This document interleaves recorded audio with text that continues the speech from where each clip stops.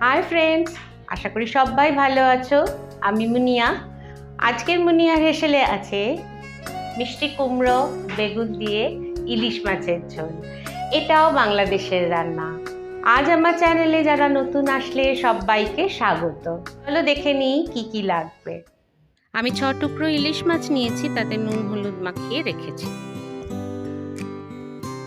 আর একটু বড় বড় 4 টুকরো বেগুন আর 6 টুকরো মিষ্টি কুমড়ো নিয়েছি। এটাতেও নুন হলুদ মাখিয়ে রাখবো।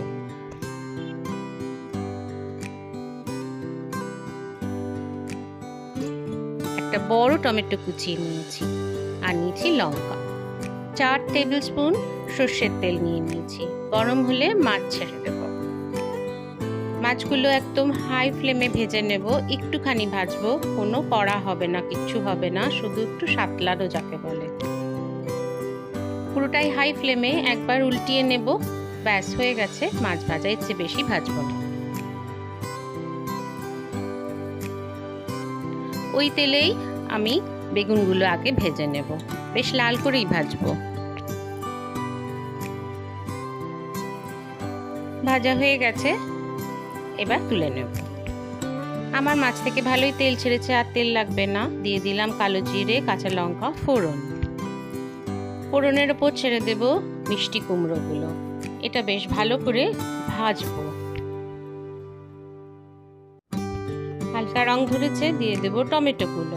টমেটোটা দিয়েও ভালো করে সাতলাবো, তেল ছাড়া না পর্যন্ত।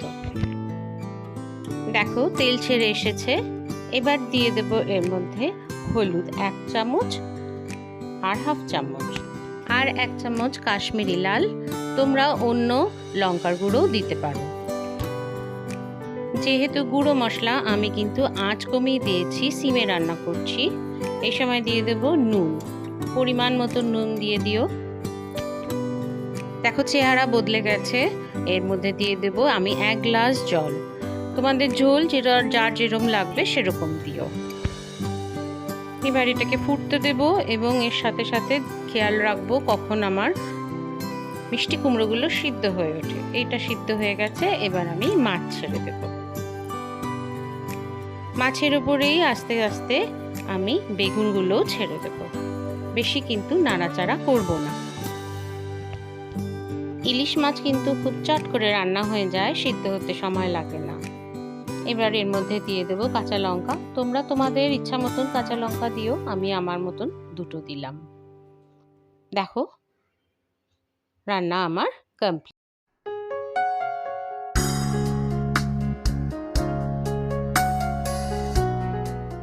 যাদের বাড়িতে হয় তারা তো জানোই খুবই সুস্বাদু। যাদের হয় না, আমি তাদের অনুরোধ করব একবার অন্তত করে নিও। ইলিশ থাকতে থাকতে ভালো খাও, ভালো থাকো।